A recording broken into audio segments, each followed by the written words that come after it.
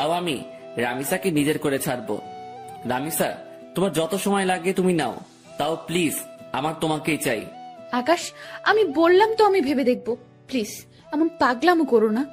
আচ্ছা ঠিক আছে। হ্যাঁ চলো এবার উঠা যাক, অনেকটা সময় হয়েছে, বাসায় যাওয়া দরকার। হ্যাঁ চলো। তারপর রামিসাকে বিদায় দিয়ে বাসায় চলে আসলাম। বাসায় এসে ফ্রেশ হয়ে খেয়ে দিয়ে নিত্যদিনের রুটিন ফ্লো করলাম। শুয়ে শুয়ে কিছুটা সময় ফেসবুকিং করব, তারপর ঘুমিয়ে পড়বো। আজকেও একটা অবাক করা কাণ্ড ঘটলো ফেসবুকে ঢোকার সাথে সাথে। আজকে মাফিয়া গার্ল আমার ফেসবুক অ্যাকাউন্ট হ্যাক করার চেষ্টা করেছে, কিন্তু করতে পারিনি, কারণ আমি টাইট সিকিউরিটি করে রেখেছি। কারোর বাপের সাধ্য নাই যে আমার অ্যাকাউন্ট হ্যাক করবে এখন। তৎক্ষণাৎ একটা মেইল আসলো মাফিয়া গার্ল নামক একটা ব্ল্যাঙ্ক জিমেইল থেকে। নিজেকে অনেক বড় কিছু ভাবিস তুই, আমিও দেখবো তুই কতদিন নিজেকে গুটিয়ে রাখতে পারিস। মেইলটা দেখে চরম লেভেলের মেজাজ খারাপ হয়ে গেল। ইচ্ছে করছে মাফিয়া গার্লকে ধরে এনে কানের নিচে কয়েকটা লাগিয়ে দেই, কিন্তু তাকে পাবো কোথায়? তার কোনো ইনফরমেশনই তো আমার কাছে নেই। এদিকে রাগের মাত্রা আরো দ্বিগুণ হয়ে গেল। দাঁড়া, আজ তোর 12টা বাজাচ্ছি, এমন গালি দিব তোকে তুই নিজে এসেই আমার কাছে ধরা দিবি। মাফিয়া গার্লের সেই জিমেলটাতে ক্লিক করলাম। জিমেলটাতে ক্লিক করতে সেটা উধাও হয়ে গেল, এরর দেখাচ্ছে। জিমেলটাতে ক্লিক করার পর আমার বুঝতে বাকি নেই যে সে আমায় ব্ল্যাঙ্ক জিমেল থেকে মেইল করেছে, যেটা মিনিট কয়েকের মধ্যে এরর হয়ে যায়। এটা দেখে আরো রাগ উঠে গেল। এবারে নিজেকে কন্ট্রোল করে রাখতে পারলাম না, সাথে সাথে নিলয়কে ফোন দিলাম। হ্যাঁ ভাই বলেন। কাল সকালের আগে মাফিয়া গার্লের ডিটেলস এনে দিবি আমায়। ভাই এই কাজটা আমার দ্বারা হবে কিনা জানি না, তবে আমি আমার সবটা দিয়ে ট্রাই করব। আমি পারিসনি এই শব্দটি শুনতে চাই না, আমার মাফিয়া গার্লের ডিটেলস চাই, ওর রক্ত চুষবো আমি। তারপর ফোনটা রেখে দিলাম। মাফিয়া গার্ল এবার পালিয়ে যাবি কোথায় সেটা আমিও দেখব। তারপর সারা শরীর ভরা রাগ নিয়ে ঘুমিয়ে পড়লাম। বিকেল বেলায় ঘুম থেকে উঠে ফ্রেশ হয়ে কাকুর দোকানে চলে এলাম। কাকুর দোকানে বসে চা খাচ্ছি, তখনই পাশের কয়েকজন মানুষ বসে আলোচনা করছিল। আজ মাফিয়া গার্ল নাকি আবার লাইভে এসেছিল। লাইভে এসে শহরের নামকরা পলিটিশিয়ান ওবায়দুলকে নেক্সট টার্গেট বলে ঘোষণা করেছে। শুধু তাই নয়, আজও নাকি সে আগুনকে একটা মেসেজ দিয়েছে। আগুন যদি অতি শীঘ্রই তার সাথে যোগাযোগ না করে, তাহলে সে শহরের সব কয়টা দুর্নীতিবাজকে একে একে মেরে ফেলবে। লোকগুলোর মুখে এসব শুনে মাথায় তো পুরো বাজ পড়েছে মতো অবস্থা। মাফিয়া গার্ল লাইভে এসে এত কিছু বলে গেল, অথচ আমি ঘুমিয়ে পুরো দুনিয়াদারি লাঠে উঠিয়ে দিয়েছি। না, এবার তো কোনো হ্যাস্ত করতে হবে, কারণ আমার জানা মতে ওবায়দুল তো কোনো খারাপ পলিটিশিয়ান না। তাকে কেন টার্গেট বানিয়েছে সে? আগে যাদের মেরেছে তারা না হয় খারাপ ছিল, কিন্তু ওবায়দুল তো তাদের মতন না। এসব নিয়ে ভাবছিলাম, তখনই একটা পরিচিত নাম্বার থেকে ফোন এলো। বাবা কেমন আছিস? হ্যাঁ মা ভালো, তুমি কেমন আছো? তোকে ছাড়া কি করে ভালো থাকি বল? সেই কবে বাড়ি ছেড়েছিস? আজ কতদিন হলো তোকে দেখি না। মা, তোমার ছেলে মানুষ হওয়ার জন্য খারাপ, মা হলো ছেড়েছে, তাতে কষ্ট পাওয়ার কি আছে? তোমাদের তো আরো খুশি থাকার কথা। সে যাই হোক না কেন, কিন্তু কোনো মা তার সন্তানকে এতদিন না দেখে ভালো থাকতে পারে? মা প্লিজ মন খারাপ করিও না, আমি খুব তাড়াতাড়ি বাড়িতে আসবো। বাবা খুব তাড়াতাড়ি না, কালকে তুই বাড়িতে আয়। মা কাল কি করে আসবো বলো, আমার ক্লাস চলছে তো। সেসব আমি জানি না, তুই কাল বাড়িতে আসবি। আম্মু প্লিজ এমন পাগলামো করে না। আমি বললাম তো আমি কয়েকদিনের মধ্যেই বাড়ি আসবো, তখন তুমি তোমার ছেলেকে মন ভরে দেখে নিও। আচ্ছা ঠিক আছে যা, কিন্তু খুব তাড়াতাড়ি আসবি বলে দিলাম কিন্তু।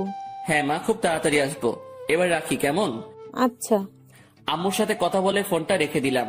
আজ কতদিন পর মায়ের সাথে কথা বললাম। আল্লাহ ভালো জানে সেই কবে বাড়ি ছেড়ে এসেছি, এখনো অব্দি বাড়ি যাইনি। মা আমায় দেখার জন্য কেমন উতাল পাতাল হয়ে আছে।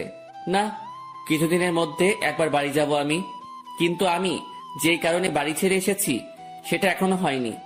বাসার লোক সবাই জানে আমি নিজের জীবন গোছানোর জন্য বাড়ি ছেড়েছি, কিন্তু এর পিছনেও যে একটা রহস্য লুকিয়ে আছে সেটা কেউ জানে না। তবে হ্যাঁ, আমি সাকসেস হয়ে ছাড়বো। তারপর নিজের বাসায় চলে এলাম। বাসায় এসে কিছুটা সময় বই নিয়ে ঘাটাঘাটি করে উঠে পড়লাম। কোনো কিছুতেই যেন মন বসছে না, কারণ কখন সকাল হবে আর কখন নিলয় আমাকে মাফিয়া গার্লের ডিটেলস দিবে, সেই চিন্তায় খালি মাথায় ঘুরঘুর করছিল। যাক, কোন রকমে খেয়ে দিয়ে ঘুমিয়ে পড়লাম রাতে। সকাল হলেও মাফিয়া গার্লকে সেটা আমি জেনে যাব। সকালবেলায় ঘুম থেকে উঠে মোবাইলটা হাতে নিলাম। ফোনটা হাতে নিয়ে দেখলাম নিলয় আমার কয়েকটা ছবি মেইল করেছে। তাড়াতাড়ি মেইলটা ওপেন করলাম। মেইল করা ছবিতে ক্লিক করতে যা দেখলাম তাতে তো পুরো দুনিয়াদারি চক্কর খেতে লাগলো আমার। কারণ ছবির মানুষটা আমার খুব পরিচিত, যেই মুখটার মুখোমুখি কয়েক হাজারবার হয়েছে আমি নিজের চোখকে বিশ্বাস করাতে পারছি না যে এই মেয়েই সেই মাফিয়া গার্ল যাকে আমি চোখের সামনে কয়েক হাজারবার দেখেছি, যার সাথে আমার চরম লেভেলের উঠা বসা। সাথে সাথে নিলয়কে ফোন লাগালাম। নিলয়, তুই শিওর তো যে এই মেয়ে মাফিয়া গার্ল? ভাই, আজ পর্যন্ত আমার দেওয়া কোনো তথ্য কোনোদিন ভুল হয়েছে? না, হয়নি। কিন্তু এটা কি করে সম্ভব নিলয়? ঈশিতা কি করে এমনটা করতে পারে? ঈশিতা তো আমার কলেজ ফ্রেন্ড ছিল, যার সাথে দীর্ঘ কয়েক বছর কাটিয়েছি আমি। কলেজ লাইফ পুরোটাই তার সাথে কেটেছে আমার। কিন্তু সে পরবর্তীতে এমন ভয়ঙ্কর রূপ নিল কেন? আমার তো নিজের চোখকে বিশ্বাস করাতে অবাক লাগছে। না, হয়তো কোনো ভুল হচ্ছে নিলয় তোর। ভাই, আমি 100% সিওরিটি দিয়ে বলতে পারবো এই মেয়ে মাফিয়া গার্ল, আর আমি পুরোপুরি শিওর হয়েই আপনাকে বলছি। ঈশিতা এমন করতে পারে শুনে মাথাটা পুরো গোলকধাঁধার মতন ঘুরপাক খাচ্ছে। ভাই, আপনার হয়তো বিশ্বাস হচ্ছে না, কারণ সে আপনার সাথে দীর্ঘ কয়েক বছর কাটিয়েছে, কিন্তু সত্যি এটাই যে সে মাফিয়া গার্ল। ঠিক আছে, ঈশিতাই যদি মাফিয়া গার্ল হয় তাহলে তার 12টা বাজাচ্ছি আমি। ওর আরো কিছু তথ্য বল, কারণ তার সাথে আমার বছর 2 আগেই সমস্ত যোগাযোগ বিচ্ছিন্ন হয়ে গেছে। কারণ তারা বাসা পরিবর্তন করে অন্য কোথায় শিফট হয়ে গিয়েছে। এরপর আর কখনো যোগাযোগ হয়নি। ভাই, এরপর আর কোনো তথ্যই আমি পাইনি, কারণ এই মেয়ে সব জায়গা থেকে তার ইনফরমেশন হটিয়ে নিয়েছে। তার থেকেও ভয়ঙ্কর একটা কাণ্ড করেছে সে। কি করেছে? ভাই, এই মেয়ে প্লাস্টিক সার্জারি করে তার আগের চেহারা পরিবর্তন করে ফেলেছে। এই মেয়েকে এখন খুঁজে বের করা ইম্পসিবল আমার মতে। তবে আপনার দ্বারা হয়তো সেটা কষ্টের হবে না, কিন্তু ভাই, মেয়ের মাথা ভয়ঙ্কর চাকর মতন চলাচল করে।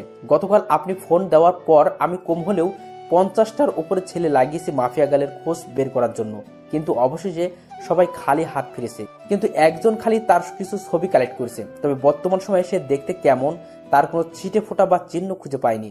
আর হ্যাঁ ভাই, একটা কথা, এই মেয়ের নামের মতন তার কাজকর্মগুলো বেশ ভয়ঙ্কর। কারণ তার ইন্টারনেট ডাটাবেস আমি হ্যাক করে তথ্য বের করতে চেয়েছিলাম, কিন্তু কোনো মতে সেটা পসিবল হয় নাই।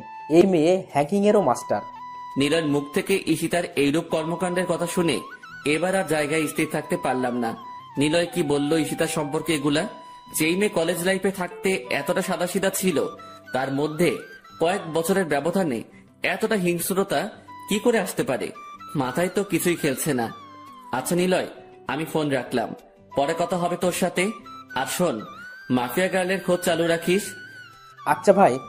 নিলয়ের সাথে কথা শেষ করে ঠাই সেই জায়গাটাতেই দাঁড়িয়ে আছি। আমার যেন নিজের কানকেই এখনো বিশ্বাস করাতে পারছি না যে ঈশিতাই বর্তমান জগতের সবচাইতে খাতারনাক মাফিয়া, যার ভয়ে বড় বড় নেতারা এখন আতঙ্কে আছে। 8 ঘন্টা নাগাদ একই জায়গায় দাঁড়িয়ে আছি। ঝাটকাটা মারাত্মক লেভেলের ছিল, তাই হয়তো এখনো ঘোর কেটে উঠতে পারিনি। অনেকটা সময় পর সেন্স ফিরে এলো। না, আমার এখন উতলা হলে চলবে না, আমাকে ঠান্ডা মাথায় কাজ নিতে হবে। এখন আগে নিজেকে শান্ত করি, পরে মাফিয়া গার্লকে নিয়ে ভাবা যাবে। ফ্রেশ হতে চলে গেলাম। একটু পর ফ্রেশ হয়ে বের হয়ে এসে নাস্তা করে কলেজের উদ্দেশ্যে রওনা হলাম। আজও শামীম কলেজে আসেনি। হারামিটার কি যে হয়েছে কে জানে। মাফিয়া গার্লের টেনশনে শামীমকে আর ফোন দেওয়া হয়নি। এদিকে রামিসাকেও দেখছি না। তোর না আসলো না আসুক, একসাথে এত টেনশন মাথায় বয়ে নিয়ে বেড়াতে পারবো না। আমি ক্লাসে চলে যাই। ক্লাসে চলে গেলাম। সেখানে গিয়ে দেখি রামিসা আগে থেকেই ক্লাসে এসে বসে আছে। আমি গিয়ে তার পাশের সিটে বসে পড়লাম। আকাশ, কি হয়েছে? তোমাকে এমন চিন্তিত দেখাচ্ছে কেন? কি হয়েছে কি? না, তেমন কিছু না। তেমন কিছু না বললে তো আর সমাধান হবে না। তোমার চেহারায় স্পষ্ট ফুটে উঠছে যে তুমি কিছু একটা নিয়ে বেশ চিন্তিত। কি হয়েছে বলো আমায়? নাকি আমার বিষয়টা নিয়ে টেনশন করছো? আমি তো বললাম ভেবে দেখবো। তাও কিসের চিন্তা? হ্যাঁ, আরে না রামিসা, সেসব কিছুই না। আমি এমনি বাসার ব্যাপার নিয়ে কিছুটা ঝামেলায় আছি, তাছাড়া কিছুই না। আরে তুমি টেনশন করিও না, সব ঠিক হয়ে যাবে। রামিসার কথার আর কোনো উত্তর দিলাম না। চুপচাপ বসে আছি। কারণ কি বা বলবো তাকে? আমার টেনশন যে অন্য জায়গায়, সেটা তো তাকে আর বলা যাচ্ছে না। তাই চুপচাপ থাকাই ভালো। এমন সময় স্যার ক্লাসে আসলো। স্যার এসে ক্লাস করাতে শুরু করলো। সেদিকে ফোকাস করলাম। ক্লাসটা শেষ করে বাসার দিকে রওনা দিয়েছি। পিছন থেকে রামিসা ডাক দিল, আই আকাশ, আজ এত তাড়াহুড়ো কোথায় যাচ্ছ? হ্যাঁ, আমার সাথে আজ কথা বলবে না বুঝি? আরে পাগল, সে সবকিছুই না, এমনি ভাবলাম বাসায় চলে যাই, তাই আর কি। বাহ, ভালোই তো। আমাকে ইগনোর করছো সেটা তো বেশ ভালোই বুঝছি আমি। রামিসা সত্যি সেসব কিছু না। তাহলে চলো ক্যান্টিনে বসে কফি খাবো। রামিসা আমায় জোর করে ক্যান্টিনে নিয়ে গেল। ক্যান্টিনে গিয়ে দুজন বসে বসে কফি খাচ্ছি। সে আমায় নানান কথা বলে হাসানোর চেষ্টা করছে, কিন্তু আমার ভিতরে তো দুনিয়ার সমস্ত টেনশন বিরাজ করছে। আকাশ, তুমি যদি এমন গাল ফুলিয়ে বসে থাকো তো কিন্তু খুব খারাপ হবে। সত্যিই কিন্তু আমি তোমাকে নিয়ে ভাববো না। এই না না, আমি আর গাল ফুলিয়ে বসে থাকবো না। তারপর নিজের অনিচ্ছা সত্ত্বেও রামিসার সাথে স্বাভাবিকভাবে কথা বলতে শুরু করলাম, আর সে আমাকে হাসানোর ট্রাই করছে। একটা সময় সত্যি হেসে দিলাম। মেয়েটার আসলে অসাধারণ গুণ আছে। এইভাবে অনেকটা সময় বসে দুজনে মিলে কথা বললাম। ভিতরে সমস্ত টেনশন দূর হয়ে গিয়েছে রামিসার সাথে কথা বলে। মনটা একদম ফ্রেশ এখন। তারপর দুজনেই উঠে পড়লাম ক্যান্টিন থেকে। অনেকটা সময় তো বসলাম, এবার বাসায় যাওয়া দরকার। আচ্ছা, তাহলে কাল আবার দেখা হচ্ছে আমাদের। হ্যাঁ। রামিসার সাথে কথা শেষ করে বাসার দিকে রওনা হলাম। অনেকটা শান্ত আছি এখন। না, এখন আর নিজেকে উত্তেজিত করা যাবে না। একদম শান্তভাবে কাজ বের করব এখন। তারপর বাসায় চলে গেলাম। বাসায় গিয়ে শান্ত মাথায় মাফিয়া গার্লের তালাশ করতে লাগলাম, কিন্তু ফলস্বরূপ কোনো কিছুই পেলাম না। বরাবরের মতোই জিরো আসলো ফল। তাও নিজেকে সামনে রাখলাম, আমি খোঁজ চালিয়ে যাব মাফিয়া গার্লের। এভাবে কেটে গেল আরো কয়েকটা দিন। একদিন দুপুরবেলায় খেয়ে দিয়ে শুয়ে শুয়ে টিভিতে খবর দেখছিলাম, তখনই আরেকটা ভয়ঙ্কর নিউজ দেখতে পেলাম। মাফিয়া গার্ল আরেকটা হেডলাইন রটিয়ে দিয়েছে। সে পলিটিশিয়ান ওবায়দুলের খেইল খতম করে দিয়েছে। সে পলিটিশিয়ান ওবায়দুলকে মেরে তার লাশ বাসডগার উপরে ঝুলিয়ে রেখেছে।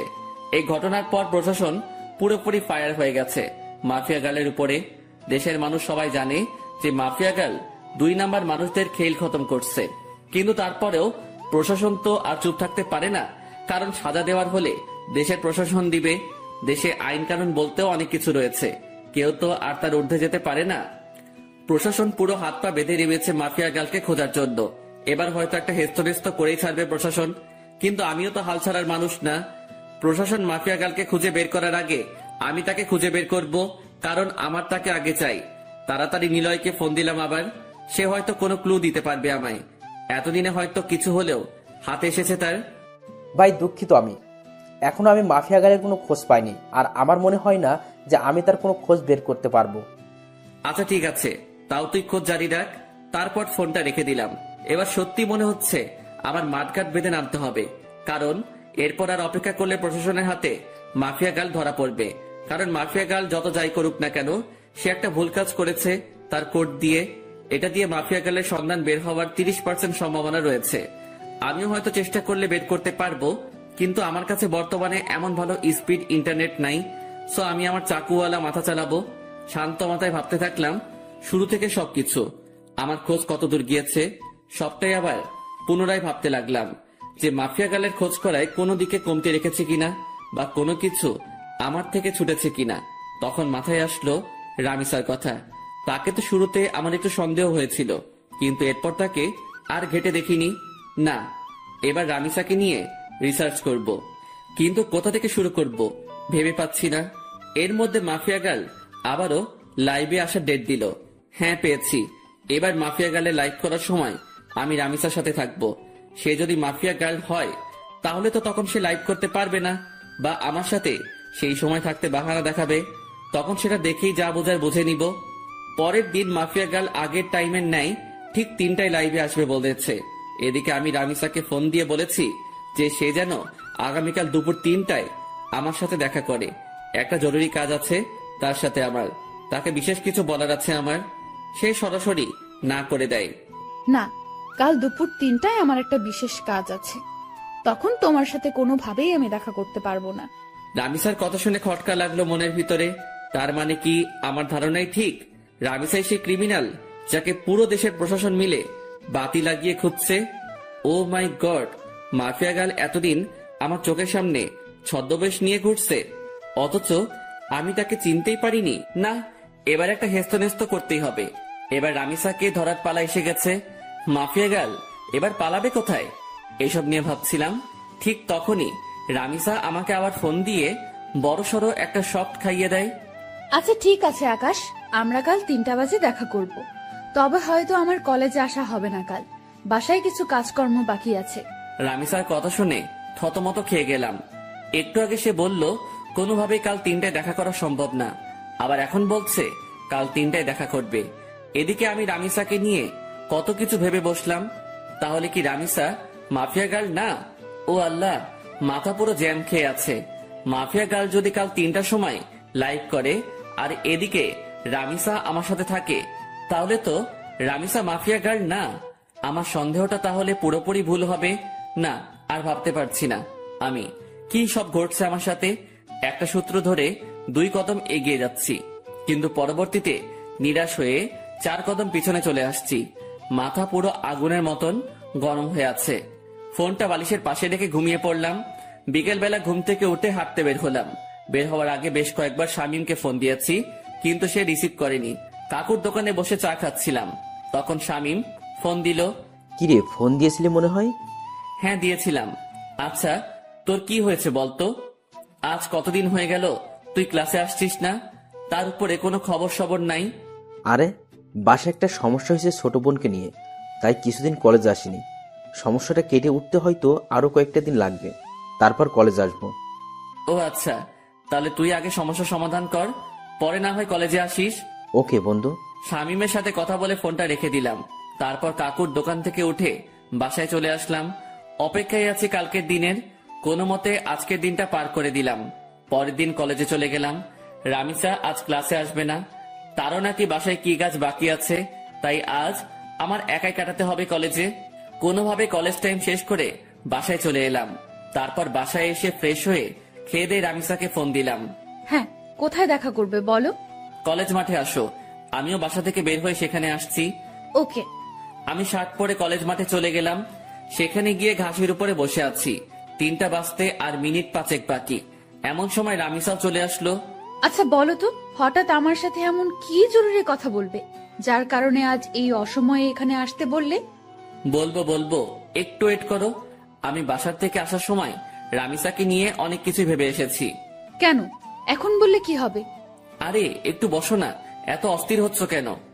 একটু পরেই বলবো, এখন আগে মাফিয়া গার্লের লাইভ দেখবো। 3টা বাজতে চলেছে। রামিসা আমার মুখে মাফিয়া গার্লের কথা শুনে চোখ পাকিয়ে তাকিয়ে আছে আমার দিকে। কি হলো, এভাবে চোখ পাকিয়ে তাকিয়ে আছো কেন? আকাশ, হঠাৎ তোমার মাফিয়া গার্লকে নিয়ে এত মাথা ব্যথা উঠলো কেন? আরে না, কিসের মাথা ব্যথা। মাফিয়া গার্ল আজ লাইভে আসবে বলেছে। সবাই তার লাইভ দেখার জন্য বসে আছে, তাই আমিও দেখবো বলে ভেবেছি। ও আচ্ছা, পাশে এসে বসো। দুজন মিলে মাফিয়া গার্লের লাইভ দেখি। রামিসা এসে আমার পাশে বসলো, আর আমি মোবাইলটা হাতে নিয়ে মাফিয়া গার্লের ইউটিউব লিংকে ক্লিক করে সেখানে ঢুকে পড়লাম। 3টা বাজতেই মাফিয়া গার্ল লাইভে চলে আসলো। মাফিয়া গার্লের লাইভ দেখে আমি রামিসার দিকে হাঁ করে তাকিয়ে আছি। নিজের ভিতরে কেমন যেন একটা খারাপ লাগা কাজ করছে। আমি রামিসাকে নিয়ে কত কি না ভেবে ফেলেছিলাম, কিন্তু পরিশেষে সবটাই মিথ্যা প্রমাণ হলো। আর সত্যি যদি রামিসা মাফিয়া গার্ল হতো, তাহলে সে লাইভে আসতে পারতো না এই সময়ে। কারণ রামিসা আমার পাশে বসে আছে। সে একই সময় 2 জায়গায় 2 রকম কর্মকাণ্ড কি করে করবে? দেখ, নিজের উপরে চরম লেভেলের রাগ হচ্ছে। সিধা সাদা একটা মেয়েকে নিয়ে আমি কত বাজে ভাবনা করেছি। এই কি হলো, তোমার মন কোন দিকে? হ্যাঁ, তুমি না বললে মাফিয়া গার্লের লাইভ দেখবে? সে তো লাইভে এসে বকবক করছে, কিন্তু তোমার তো কোনো খবরই নাই।